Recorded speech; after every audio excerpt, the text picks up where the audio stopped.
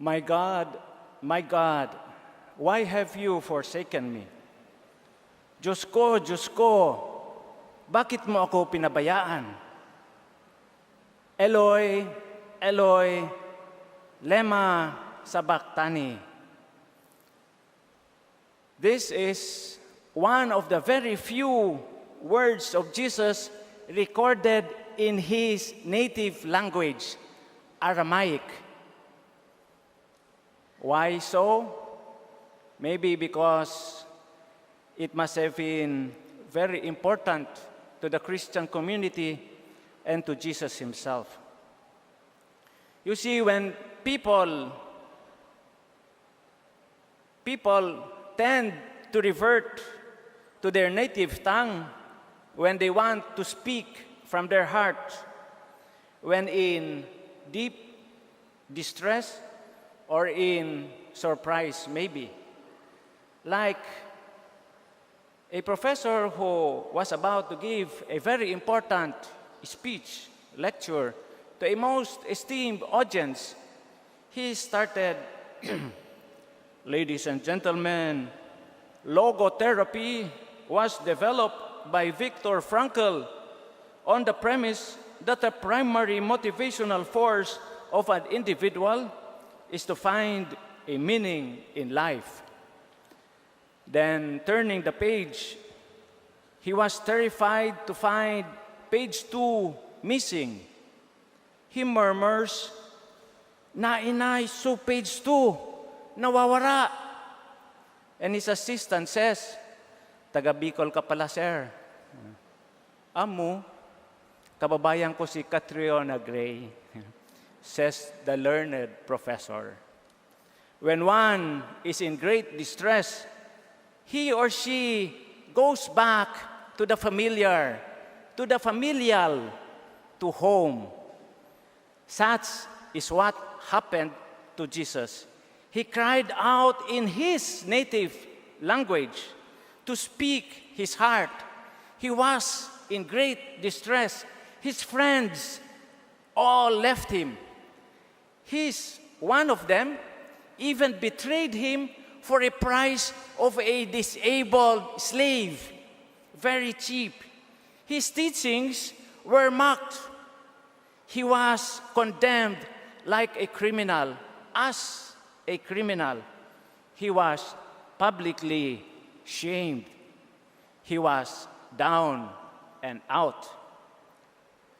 Eloi, Eloi, lema sabachthani.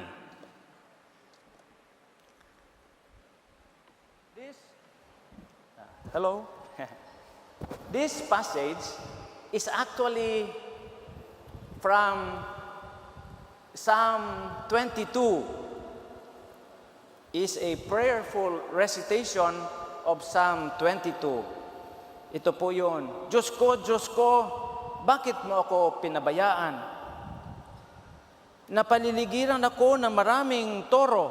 Malalakas ng toro ng basan ang pumapalibot sa akin. Nakanganga laban sa akin ang kanilang mga bunganga, parang leyong umaatungal at nanglalapa. Ako'y tila tubig na ibubuhos, ngalay na ang lahat ng aking buto.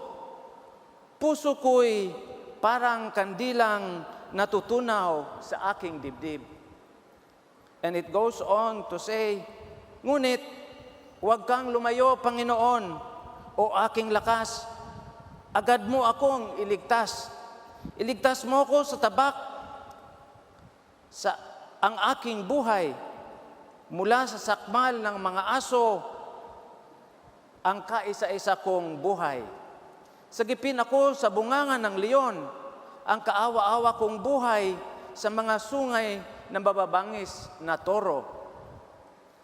It is a prayer of one who relies on God and His providence. And Jesus held on to His faith until the very end, saying, "Father, into your hands I commend my spirit." Ama, sa iyong mga kamay, ipinagkakatiwala ko ang aking espiritu. A word then for us who watch Jesus in despair. Alam niyo po, may nakita akong video sa social media. It was a young man, good-looking, very eloquent, very confident, it seems. And he was narrating how he felt as one who was diagnosed with to be clinically depressed. And depression is a medical condition that affects so many of us.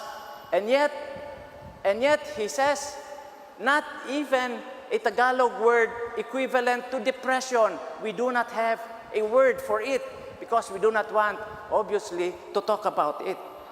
It is a deep and pervasive feeling of pain that to be able to get out of bed in the morning is already a victory. But nobody wants to talk about it or listen to it. His wish, he said, is to have had friends who will stay to listen to and understand his feeling, his struggle with pain. To listen and to understand Jesus' cry of Eloi, Eloi, lema sabachthani. It was reported that this young man, after recording the video, took his life. And if you know anybody depressed with that condition and you do not know what to do, please call Philippine Mental Health Association in East Avenue and ask for help and save a life. And I wonder if we will be the friend who will listen, who will understand, and extend the tender hand of Jesus to those who cry, Eloi, Eloi, lema sabachthani. This passage remains very important to the Christian community and to Christ himself. Thank you.